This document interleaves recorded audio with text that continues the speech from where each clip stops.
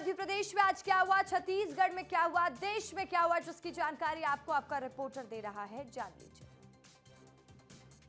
शुक्रवार बसंत पंचमी पर धार की भोजशाला में होने वाली मां वाग्देवी की पूजा के लिए भोजशाला को तैयार किया जा चुका है। धार की भोजशाला में बसंत पंचमी पर पूजा और उसी दिन नमाज को लेकर हिंदू और मुस्लिम पक्ष के बीच उठी संशय की स्थिति का समाधान आखिरकार सुप्रीम कोर्ट के फैसले से संभव हो सका है।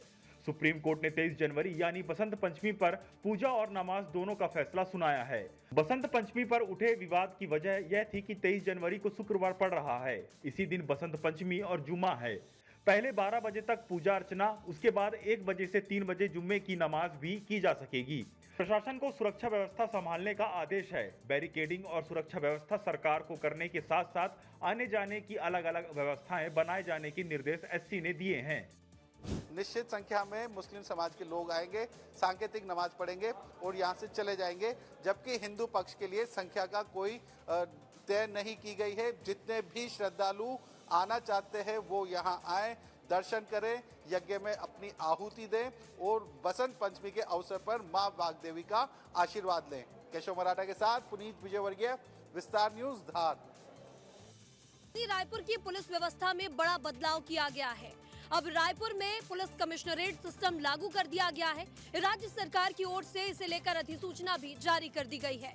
छत्तीसगढ़ की राजधानी रायपुर अब पुलिस कमिश्नर सिस्टम के तहत काम करेगी। राज्य सरकार के गृह विभाग ने इसकी अधिसूचना जारी कर दी है। इस नई व्यवस्था के तहत रायपुर को 2 पुलिस जिलों में बांट दिया गया है, रायपुर शहर और रायपुर ग्रामीण।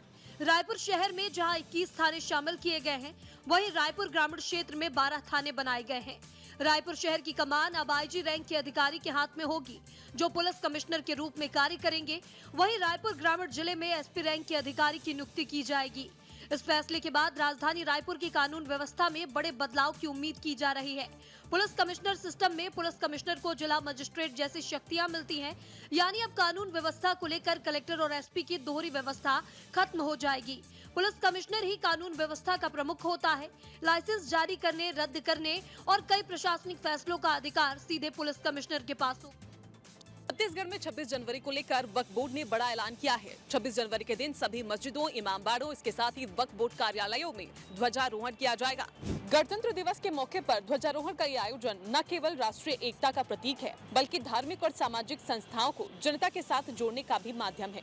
इसी को लेकर वक्फ बोर्ड ने बड़ा ऐलान किया है। वक्फ बोर्ड के अध्यक्ष डॉक्टर सलीम राज ने जानकारी दी कि प्रदेश भर की 8232 मस्जिदों, इमामबाड़ों और वक्फ बोर्ड कार्यालयों में तिरंगा झंडा फहराया जाएगा। ध्वजारोहण के बाद सभी उपस्थित लोगों को मिठाई बांटी जाएगी और कार्यालयों को विशेष रूप से सजाया जाएगा। प्रदेश भर के वक्फ बोर्ड कार्यालय और धार्मिक संस्थान 26 जनवरी को तिरंगे के रंग में सजेंगे। छत्तीसगढ़ की समस्त मस्जिद, दरगाह, इमामबाड़ा, खानका 8232 मस्जिद, दरगाह में ध्वजारोहण किया जाएगा। समाज के मुतवल्ली के द्वारा या मुस्लिम समाज के प्रमुख के द्वारा मस्जिद के मुख्य द्वार के आसपास ध्वजारोहण किया जाएगा। तो छत्तीसगढ़ वक्फ बोर्ड का ये आयोजन एकता और भाईचारे का संदेश देने वाला एक अहम कदम माना जा रहा है। वीडियो जर्नलिस्ट किशोर के साथ मैं छाया चौधरी, विस्तार न्यूज। बस्तर संभाग मुख्यालय जगदलपुर में ट्रांसपोर्ट नगर नहीं होने के कारण ट्रकें अव्यवस्थित खड़े रहती है। यह तस्वीरें जगदलपुर की हैं, जहां नेशनल हाईवे से लेकर शहर की मुख्य सड़कें अब ट्रकों का अघोषित स्टैंड बन चुकी हैं। ट्रांसपोर्ट नगर के अभाव में भारी वाहन जहां-जहां खड़े नजर आते हैं, जिससे रोजाना जाम और अव्यवस्था आम बात हो गई है। गीदम रोड जगदलपुर का सबसे व्यस्त मार्ग है। यहीं बस्तर परिवहन संघ का कार्यालय भी है, लेकिन इस पूरे इलाके में ट्रकों की लंबी कतारें राहगीरों, मरीजों और वाहन चालकों के लिए सबसे बड़ी परेशानी बन चुकी हैं। ट्रांसपोर्ट नगर न होने की सबसे बड़ी मार ट्रक चालकों और खलासियों पर पड़ रही है। मजबूरी में उन्हें सड़क किनारे ही रात गुजारनी पड़ती है और यहाँ से कई गाड़ियां गुजरती है। पार्किंग को लेकर जो है बहुत दिक्कत का सामना करना पड़ता है। यही कारण है कि बस्तर परिवहन संघ से लेकर ट्रक मालिक जो है लगातार ट्रांसपोर्ट नगर बनाने की मांग कर रहे हैं, लेकिन अब तक ट्रांसपोर्ट नगर का निर्माण पूरा नहीं हुआ है। रामेश्वर सिन्हा, विस्तार न्यूज, जगदलपुर। रायपुर में डेंटल स्टूडेंट्स ने पिछले 7 दिनों से अपना धरना चालू कर रखा है, जहां पे वो अपनी मांगों को लेकर सरकार के सामने खड़े हैं। गवर्नमेंट डेंटल कॉलेज के स्नातक, स्नातकोत्तर छात्र और इंटर्न 3 प्रमुख मांगों को लेकर हड़ताल पर है। छात्रों की मांग है कि पीजी छात्रों और इंटर्न के स्टाइपेंड में समानता के साथ बढ़ोतरी की जाए। स्वास्थ्य सेवा प्रणाली में दंत चिकित्सा पेशेवरों को समान मान्यता और सम्मान मिले। साथ ही कॉलेज में बुनियादी छात्र कल्याण और अधोसंरचना से जुड़ी समस्याओं का समाधान किया जाए। आज छात्रों ने अपनी मांगों पर सुनवाई नहीं होने से नाराज होकर कॉलेज के गेट पर ताला लगा दिया। स्थिति यह रही कि ना तो मरीजों को अंदर आने दिया जा रहा है और ना ही डॉक्टरों और स्टाफ को कॉलेज परिसर में प्रवेश मिल पा रहा है, जिससे मरीजों को भारी परेशानी का सामना करना पड़ रहा है। क्या उनकी मांगे हैं उसको लेकर सरकार तक जाएंगे और उसमें जो फैसला आता है उस पे आगे देखा जाएगा। वीडियो जर्नलिस्ट किशन साहू के साथ अभिषेक तिवारी। जगदलपुर में सामुदायिक वन संसाधन अधिकारों को लेकर विवाद गहराता जा रहा है। ग्राम सभा ने वन विभाग पर पेड़ कटाई का दबाव बनाने और फोन पर धमकी देने का गंभीर आरोप लगाया है। बस्तर जिले के ग्राम बामनरास में वन अधिकार अधिनियम 2006 के तहत ग्राम सभा को सामुदायिक वन संसाधन यानी CFR का विधिवत अधिकार प्राप्त है। ग्राम सभा ने जंगल के संरक्षण और प्रबंधन के लिए बकायदा योजना भी बनाई है, जिसके तहत ग्रामीण वनों की रक्षा करते हैं। लेकिन ग्रामीणों का आरोप है कि इसके बावजूद वन विभाग के अधिकारी उनकी सहमति के बिना जंगल में वृक्षों की कटाई करने का दबाव बना रहे हैं। ग्रामीणों का यह भी आरोप है कि जब उन्होंने कटाई का विरोध किया तो नानगुर थाना क्षेत्र से फोन कर उन्हें धमकाया गया है। इससे ग्रामीणों में डर और आक्रोश दोनों देखा जा रहा है। फिलहाल ग्रामीण प्रशासन की कार्रवाई का इंतजार कर रहे हैं। वहीं बामनरास ग्राम सभा ने साफ कर दिया है कि अपने जल, जंगल और जमीन की रक्षा के लिए वे हर स्तर पर संघर्ष करेंगे। बड़ी उम्मीदों के साथ मेट्रो की शुरुआत हुई, लेकिन अब उस पर रोक लग गई है। मेट्रो के संचालन में रोजाना 8 लाख रुपए खर्च आ रहा है, लेकिन यात्रियों की संख्या काफी कम हो रही है। यह शुरुआती दिनों भोपाल वासियों ने मेट्रो का जमकर लुत्फ उठाया। नई कोच और कम समय में सफर सब कुछ आकर्षित नजर आया, लेकिन 1 महीने बाद आंकड़े और तस्वीरें दोनों बदलने लगी। आंकड़ों के मुताबिक मेट्रो के संचालन में रोजाना 8 लाख रुपए का खर्च आ रहा है, जबकि टिकट से होने वाली रोजाना की आय महज 15,000 रुपए के आसपास है। सबसे चिंता की बात है, रोजाना यात्रियों की संख्या गिर रही है, जो मेट्रो की शुरुआती दिनों में लोगों की पहली पसंद बनती थी, वहीं अब अपेक्षाओं पर खरी उतर नहीं पा रही है। शुरुआत में तो भोपाल के लोगों ने मेट्रो में जमकर सफ़र किया, लेकिन महीने भर बाद मेट्रो की रफ्तार में यात्री सबसे ज़्यादा कम हो रहे हैं। ऐसे में सवाल ये है कि अब घाटा उबारने के लिए मेट्रो यात्रियों की संख्या कैसे बढ़ाता है, ये देखना दिलचस्प होगा।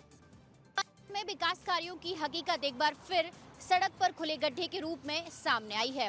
खामखेड़ा में पुलिया अचानक से धसक गई। गनीमत रही कि इसमें कोई भी हादसा नहीं हुआ। भोपाल के खामखेड़ा क्षेत्र में PWD विभाग ने करीब 2 किलोमीटर लंबी सड़क का निर्माण कराया था। इसी सड़क पर बनी पुलिया का करीब 15 फीट लंबा और 5 फीट चौड़ा हिस्सा बारिश के दौरान एक तरफ से धंस गया, लेकिन अब तक कोई ठोस मरम्मत नहीं की गई। कई बार प्रशासन को शिकायत भी की गई, लेकिन जब कोई सुनवाई नहीं हुई तो जिला पंचायत उपाध्यक्ष मोहन सिंह जाट खुद मौके पर पहुंचे। निरीक्षण के दौरान ही जिला पंचायत उपाध्यक्ष के सामने बाइक सवार गड्ढे में गिर गया। गनीमत रही कि आसपास मौजूद लोगों ने उसे समय रहते बचा लिया। गिर गई है, किसान घायल हो गया और किसानों ने, आप लोगों ने कंप्लेंट डाली नहीं डाली? बुक डाली। इसके बाद कोई कार्रवाई नहीं हुई? कोई कार्रवाई नहीं हुई। बच्चों की गाड़ी भी, बच्चों की स्कूल की गाड़ी भी निकलती है यहाँ से, इसके बावजूद कोई कार्रवाई। ठेकेदारों की ये लापरवाही है पूरी। फिलहाल पुलिया का क्षतिग्रस्त इलाका आसपास के लोगों के लिए खतरा बना हुआ है। प्रशासन अपना वादा कब तक पूरा करेगा ये देखना होगा, और कब तक इस क्षतिग्रस्त पुलिया के मरम्मत का काम किया जाता है या नहीं। इस रोड को बनाने के लिए कई जवानों ने नक्सलियों से लोहा लिया और नक्सलियों ने नाक में दम करके रखा था इस रोड को नहीं बनाने देने के लिए। लेकिन जब नक्सलवाद खत्म हुआ तो इस रोड को बनाया गया, लेकिन अब उसकी क्वालिटी पर सवाल उठने लगे हैं। यह तस्वीर देखिए, देवरबेली से मलकुआ गांव तक बनी प्रधानमंत्री ग्राम सड़क योजना की सड़क की हकीकत खुद बयां कर रही है। करीब 14 किलोमीटर लंबी इस सड़क को रायपुर के ठेकेदार संजय अग्रवाल द्वारा करोड़ों रुपयों की लागत से बनाया गया था, लेकिन सड़क बने अभी महज 1 सप्ताह ही बीता है और डामर पर हाथ रखते ही परतें उखड़ने लगी हैं। यह सड़क केवल एक सड़क नहीं थी, बल्कि इस इलाके के लिए विकास की जीवन रेखा थी। लेकिन अब सवाल उठ रहे हैं कि क्या निर्माण में तय मानकों का पालन किया गया, क्या सामग्री की गुणवत्ता से समझौता हुआ, और क्या अधिकारियों की निगरानी केवल कागजों तक सीमित रही। क्योंकि इस रोड को लेकर के कई बार विवाद हुआ है। किसी ने टेंडर लिया, वो नक्सलियों के चलते काम नहीं कर पाया, लेकिन जब नक्सलवाद खत्म हो गया तो इस रोड का काम गुणवत्ता से करना था, जो कि नहीं किया गया। राजधानी भोपाल में सतपुड़ा भवन के बाहर महिला कर्मचारी और कर्मचारी मंच के बैनर तले कर्मचारी यहाँ पे प्रदर्शन कर रहे हैं। राजधानी भोपाल में स्थायी कर्मचारियों का धरना जारी है। सतपुड़ा भवन के बाहर महिला कर्मचारी और अन्य स्थायी कर्मचारी अपने 5 सूत्री मांगों को लेकर दूसरे दिन भी सत्याग्रह कर रहे हैं।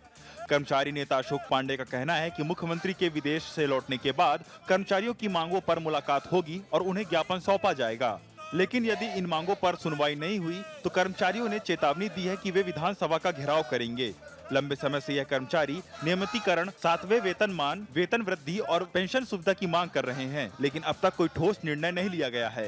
मुख्यमंत्री के विदेश लौटने के बाद कर्मचारी अपनी बात रखेंगे। उसके बाद अगर मांगे पूरी नहीं होती हैं तो आखिरी रास्ता विधानसभा घेराव का रहेगा। कैमरा मैन शिव तिवारी के साथ विवेक पांडे, विस्तार न्यूज़, भोपाल।